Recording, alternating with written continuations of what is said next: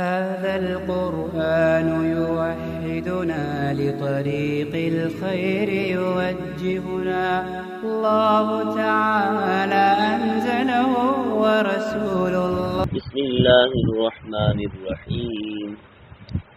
قل أعوذ برب الفلق من شر ما خلق ومن شر غاسق إذا وقب ومن شر النفاثات في العقد ومن شر حاسد اذا حسد.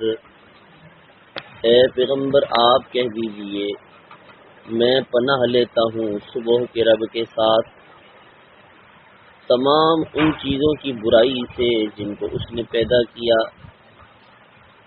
اور اندھیرے کے شر سے جب وہ چھا جاتا ہے، اور گرہوں میں پھونکنے والیوں کے شر سے، اور حسد کرنے والے کی برائی سے جب وہ حسد کرتا ہے. صدق اللہ و صدق رسول النبی الکریم. درود پاک پڑھ لیجیے. اللہم صلی علی محمد وعلی آل محمد کما صلیت علی ابراہیم وعلی آل ابراہیم انک حمید مجید. اللهم بارك على محمد وعلى آل محمد كما باركت على إبراهيم وعلى آل إبراهيم إنك حميد مجيد.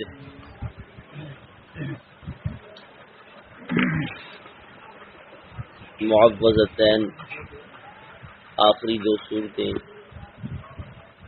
جن کے ذریعے سے پناہ مانگی جاتی ہے، اللہ کی پناہ میں آیا جاتا ہے.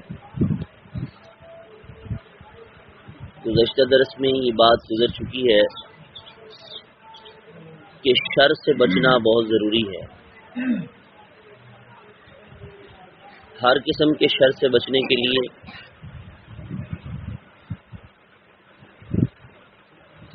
ان صورتوں کا پڑھنا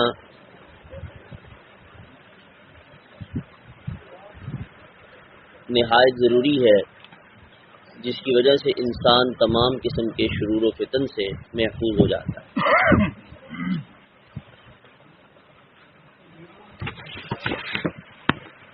تو شروع کی آیات میں فرمایا قل اعوذ برب الفلق. اے پیغمبر آپ کہہ دیجئے میں پناہ لیتا ہوں صبح کے رب کے ساتھ. صبح کی روشنی جب نکلتی ہے تو ہر قسم کی تاریکی کو پھاڑ کر نکلتی ہے. روشنی آنے سے اندھیرا ختم ہو جاتا ہے، اور اندھیرا تمام شرور و فتن کسی کے اندر صحیح طور پہ اور کامل طور پہ شرور و فتن کے اثرات ہوتے ہیں. فرمایا من شر ما خلق، تمام ان چیزوں کی برائی سے جس کو اس نے پیدا کیا میں اللہ کی پناہ میں آتا ہوں.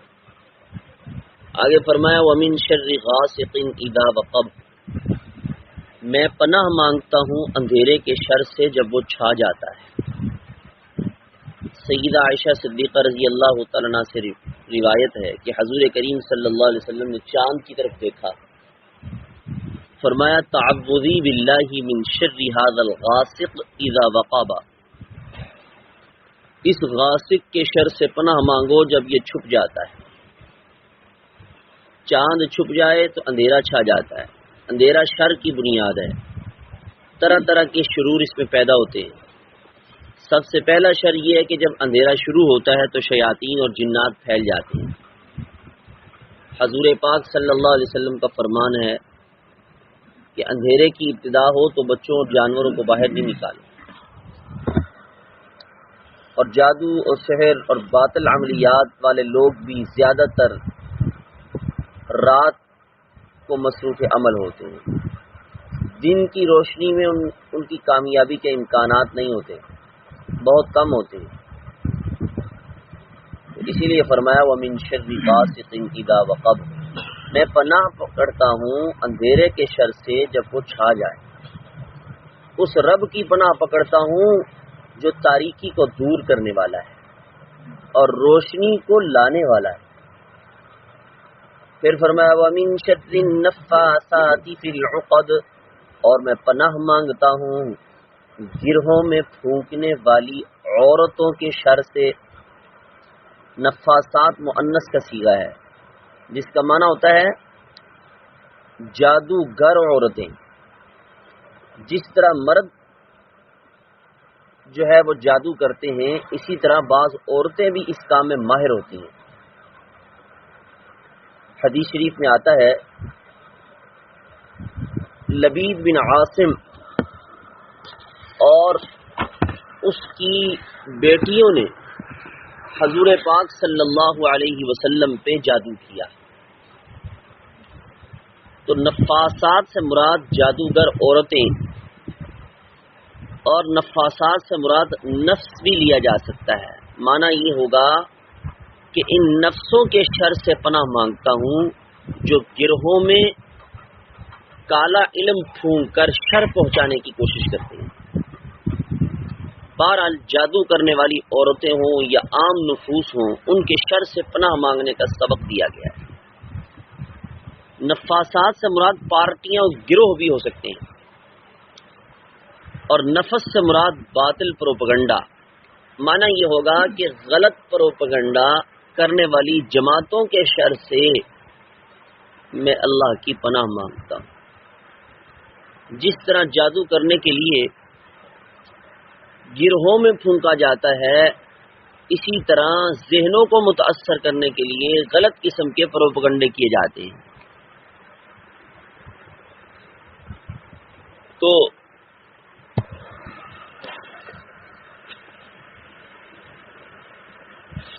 نفاسات اس کے یہ چند 3-4 معانی کہ گروہوں میں پھونکنے والے.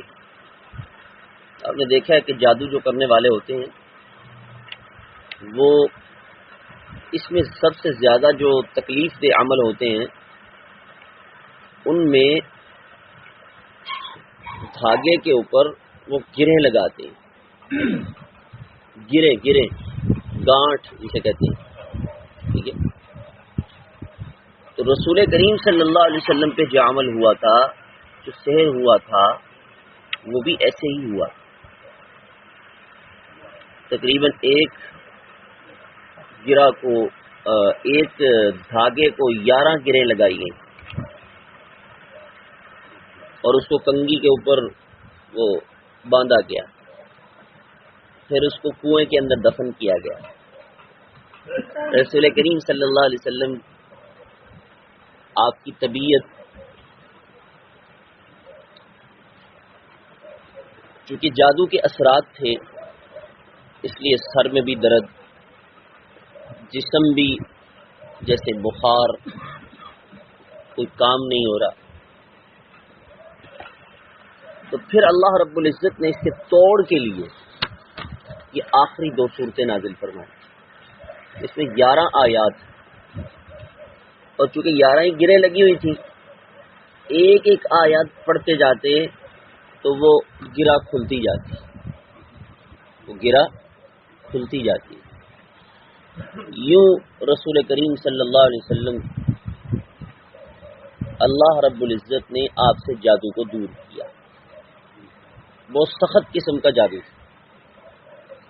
تو قرآن کریم کی یہ 2 آیات، یہ 2 صورتیں، ان کے ذریعے سے اللہ رب العزت نے جادو کا توڑ کیا.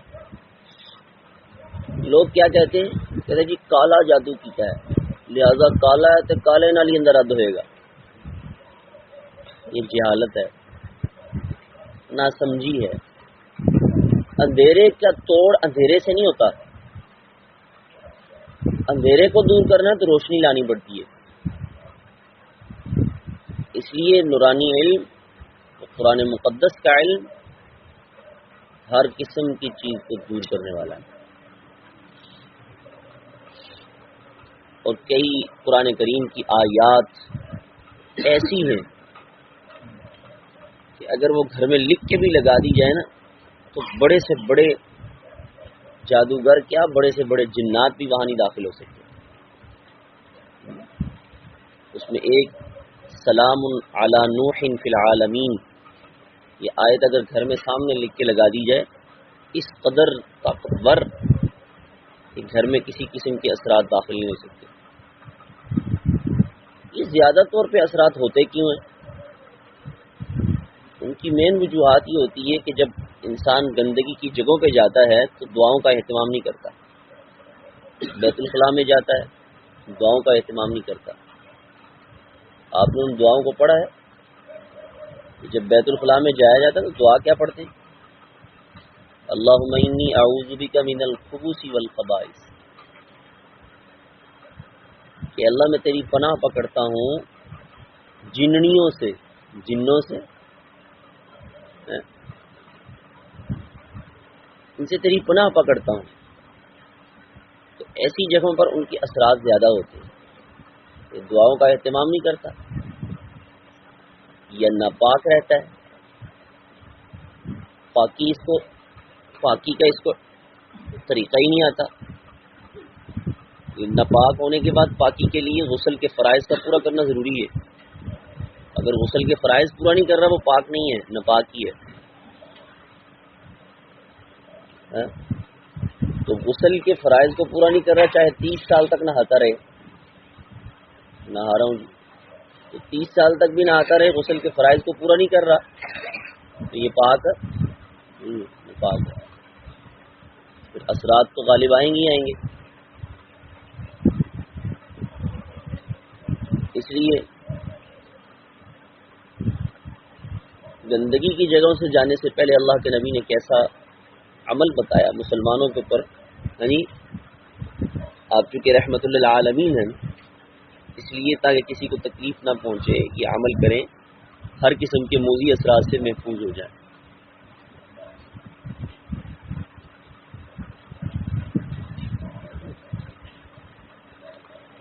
تو گندگی میں جانے سے پہلے، بیت الخلاء میں جانے سے پہلے، یا فضا میں اگر قضاء حاجت کرنا چاہ رہا ہے تو اس سے پہلے دعاؤں کا اہتمام کرے، تو ان چیزوں کے اثرات سے یہ محفوظ رہے.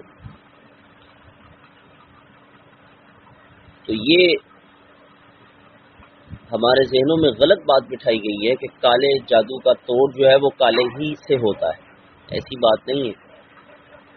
قرآن مقدس اللہ کی طرف سے یہ نور ہے اور یہ ایسا زبردست کلام ہے کہ اس نے جب اترنا شروع کیا تو ہر ہلچل مچا دی تھی. جنات بھی پریشان ہو گئے تھے کہ یہ کیا وجہ ہے کہ جس کی وجہ سے ہمیں آج جو ہے وہ شہاب ثاقب پڑھ رہے ہیں، کوڑے پڑھ رہے ہیں. پہلے ہم اوپر چلے جاتے تھے، باتیں سن لیتے تھے، اب یہ کون سی ایسی چیز ہے جس کی وجہ سے ہمارا جو داخلہ ہی بند ہو گیا ہے، ہم ہل نہیں سکتے. تو قل اوحی الی انہ استمع نفر من الجن، تو جنوں کے ایک گروہ نے قرآن کریم کو سنا اور اس کے اوپر ایمان لے آئے. کہنے لگے یہی وہ کلام ہے جس نے ہمارے جو ہے وہ درمیان ہلچل مچا دی. سب پریشان، یہ کیا ہو گیا؟ تو کہتے اب ہمارا دور نہیں چل سکتا، اب ہمارا کام نہیں ہو سکتا. تو اس لیے قرآن مقدس نورانی علم یہ ہر قسم کے جادو کے توڑ کے لیے یہی ہے. اور قرآن کریم کی یہ آخری 2 سورتیں، اس میں زبردست طاقت ہے، بشرطے کہ پڑھنے والا بھرپور اخلاص اور مضبوط عقیدے سے پڑھے. پھر فرمایا وَمِن شَرِّ حَاسِدٍ إِذَا حَسَدَ، میں پناہ مانگتا ہوں حسد کرنے والے کی برائی سے جب وہ حسد کرتا ہے. حسد بہت بڑی بیماری ہے، بری بیماری ہے، اور کائنات میں سب سے پہلا کبیرہ گناہ حسد کی وجہ سے ہوا ہے. جب قابیل نے اپنے بھائی حابیل کو حسد کی وجہ سے موت کے گھاٹ میں اتارا تھا. اللہ رب العزت نے فرمایا کہ یہودی اور نصرانی محض حسد کی بنا پہ رسول کریم صلی اللہ علیہ وسلم کو آخری نبی ماننے کے لیے تیار نہیں ہے۔ حسدم من عند انفسہم، وہ چاہتے ہیں آخری نبی ہماری قوم بنی اسحاق سے ہوتا، یہ دوسری قوم سے کیوں آیا ہے، اس لیے ہم نے اسے تسلیم نہیں کرتے۔ تو حسد کا معنی یہ ہے کہ کسی شخص میں کوئی کمال دیکھ کر دوسرا کہے کہ اس کے پاس یہ خوبی کیوں ہے، یہ میرے پاس ہونی چاہیے۔ حقیقت یہ ہے کہ حاسد اللہ کی حکمت اور نظام قدرت پر اعتراض کرتا ہے۔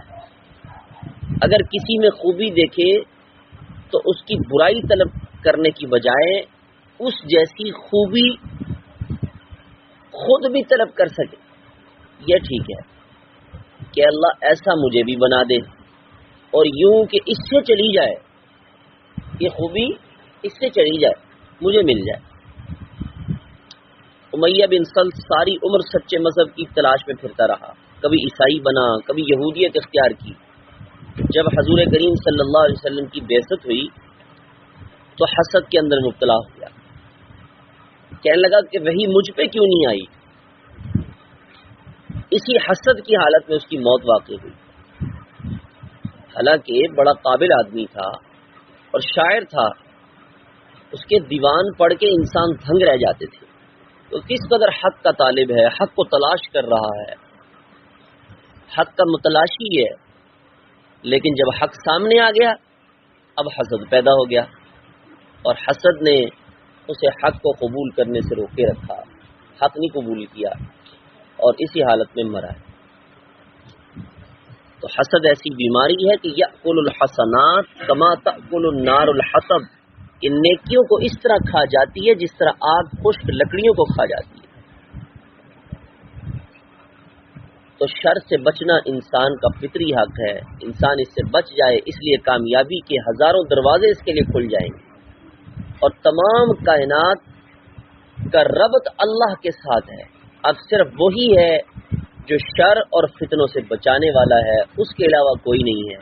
اس لیے انسان کو دعا کرنی چاہیے اللہ رب العزت سے کہ اللہ مجھے فتنوں سے محفوظ فرما لے، ہر قسم کے حاسدین کے فتنوں سے، دیگر فتنوں سے، جادو کے فتنوں سے، اے اللہ میری حفاظت فرما لے، کیونکہ فلاح کا دار و مدار پھر اسی کے اوپر ہے۔ اللہ رب العزت ہمیں بھی سمجھنے کی توفیق نصیب فرمائے۔